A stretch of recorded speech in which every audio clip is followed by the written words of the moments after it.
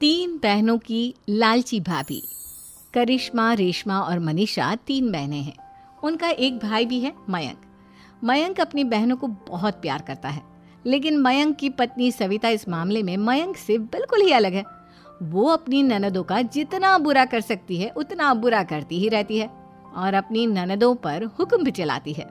करिश्मा, करिश्मा, तुमने अभी तक नाश्ता नहीं बनाया? तुम्हारे भैया को ऑफिस जाने में देर हो रही है। हाँ भाभी, बस अभी बनाती हूँ। करिश्मा, तुम ये ढीलापन छोड़ दो। कल को पराये घर जाना है। वहाँ अगर तुम इस तरह से काम करोगी तो लोग क्या कहेंगे कि माँ ने और भाभी ने कुछ सिखाया नहीं। और तुम्हारी दोनों बहनें कहाँ हैं? अब रेशमा मार्केट गई है और मनीषा सो रही है। क्या? सुबह के 8 बज रहे हैं और ये महारानी अभी भी सो रही है? ये कहते हुए सविता अपनी सास दुर्गा देवी के पास जाती है।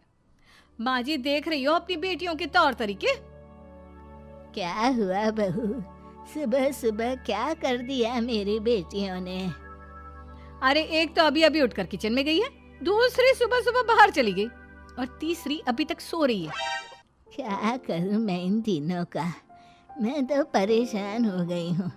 जा जाकर उठा उसे और रेशमा से मैं बात करती हूँ। सविता सीधा मनीषा के कमरे में जाती है और उससे कहती है, महारानी जल्दी उठो, सूरज सर पर आ गया है। भाभी थोड़ी देर और सोने दो ना, मैं रात को लेट सोई थी। वो क्या ना, यूनिट टेस्ट चल रहे हैं। शराफत से उठती है या नहीं, या फिर पानी की भरी बाल्टी डालूं तेरे ऊपर? नहीं नहीं भाभी, मुझे बिस्तर में नहीं नहाना, उठती हूँ मैं। मनीषा जल्दी से उठकर बाथरूम में चली जाती है। सभी आराम से बैठकर नाश्ता कर रहे होते कि तभी रेशमा बाजार से हाथ में सामान लिए आ जाती है। रेशमा को देखते ही सविता उस पर बरस पड़ती है। लो, आ गई महारानी। ऐसा भी क्या सामान लाना था जो सुबह आंख मलते ही बाजार की तरफ रवाना हो गई? भाभी, कल आप ही तो चीख रही थी कि घर का सारा सामान मुझे ही लाना पड़ता है, घर में किसी को भी किसी काम से कोई लेना देना नहीं है। अब मैं बाजार जाकर सामान ले आई तो आपको इस बात से भी तकलीफ हो रही है? देख रही हो माँ जी, अपनी बेटी की जुबान कैंची से भी तेज चलती है। और मयंक, आप तो कुछ कहेंगे नहीं अपनी लाडली बहन को। रेशमा, अपनी भाभी से ऐसे बात नहीं करते। चलो माफी मांगो। भैया, मैं क्यों माफी मांगू? आप भाभी से बोलिए ना कि हम पर कम हुक्म चलाया करे। हम इस घर की बेटियां हैं और आपकी पत्नी की ननद है, नौकरानी नहीं। लो कर लो बात। इनकी भलाई के लिए कुछ भी बोलो तो इन्हें बुरा लग जाता है। इस घर में यही इज्जत है मेरी। देख लो माँ जी, आपकी बेटी किस लहजे में मुझसे बात कर रही है। सविता वहां से चली जाती है। मयंक को बहुत गुस्सा आता है, वो भी वहां से चला जाता है। फिर करिश्मा रेशमा को समझाती है, रेशमा, तुम्हें भाभी से माफी मांग लेनी चाहिए थी ना। लेकिन दीदी, मैंने कुछ किया ही नहीं, तो मैं माफी क्यों मांगू? हाँ करिश्मा दीदी, रेशमा दीदी जैसे ही घर में आई भाभी ही उन पर चिल्ला रही थी। हाँ, मैं मानती हूँ कि गलती भाभी की थी। मैं तो इसलिए बोल रही हूँ कि भाभी ने माँ को तो पूरी तरह अपने वश में कर लिया है। वो हमारी बात सुनती ही नहीं। मयंक भैया हमारे लिए हमेशा खड़े रहते हैं, इसलिए उनकी बात का मान तो तुम्हें रखना चाहिए था ना। कोई फायदा नहीं दीदी, कुछ दिनों की बात और है, भाभी उन्हें भी हमारे खिलाफ भड़का देंगी। फिर वो भी माँ की तरह हमारी किसी बात का विश्वास नहीं करेंगे।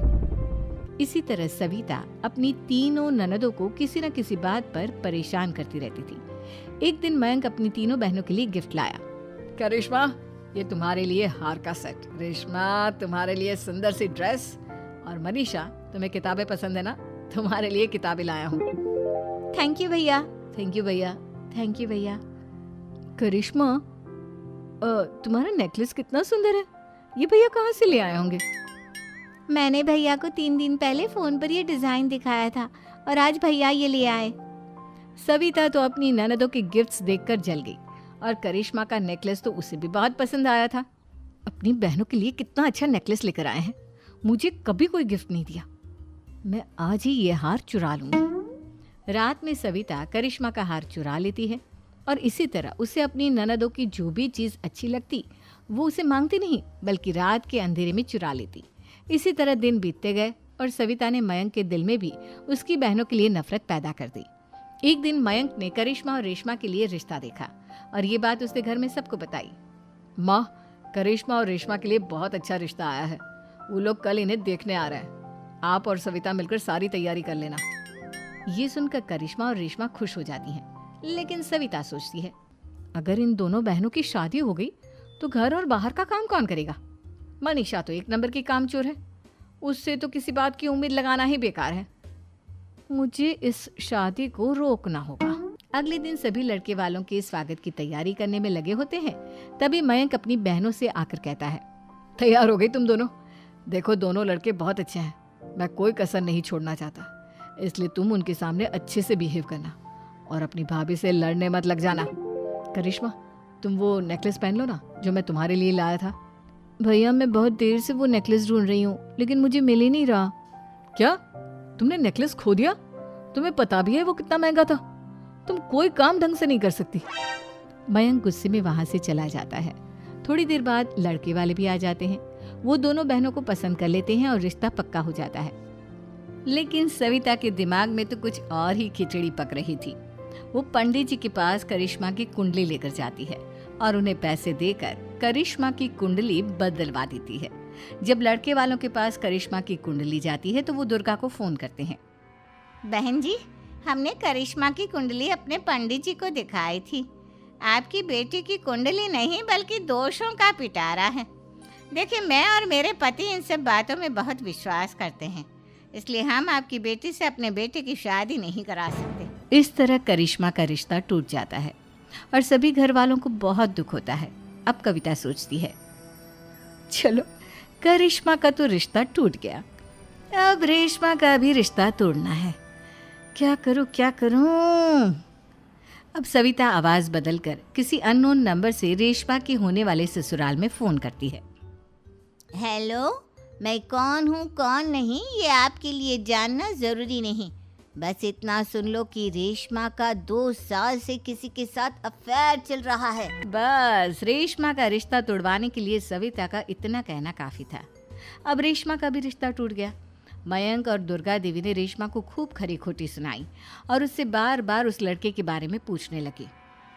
आप दोनों मुझे क्यों परेशान कर रहे हो? अरे कोई लड़का होगा मेरी लाइफ में तो मैं बताऊंगी ना, जब कोई है ही नहीं तो कहाँ से लाऊं मैं कोई लड़का? तो तेरे होने वाले ससुराल वालों को फोन किसने किया था? माँ, मैं नहीं जानती किसने फोन किया था, मैं सच कह रही हूँ। मैं तो पहले ही कह रही थी इसकी लगाम खींच कर रखो, लेकिन मेरी सुनता ही कौन है। आप चुप रहिए भाभी, ये सब आपका ही किया धरा है। अब तीनों बहनों को विश्वास हो जाता है कि ये सब उनकी भाभी ही कर रही है। तीनों बहनें अपनी भाभी को सबक सिखाने के लिए एक वकील कर लेती है और घर में हिस्सा मांगना। देखो भैया, माँ बाप की जायदाद में जितना बेटों का हक होता है उतना ही बेटियों का, इसलिए इस घर के 4 हिस्से होंगे।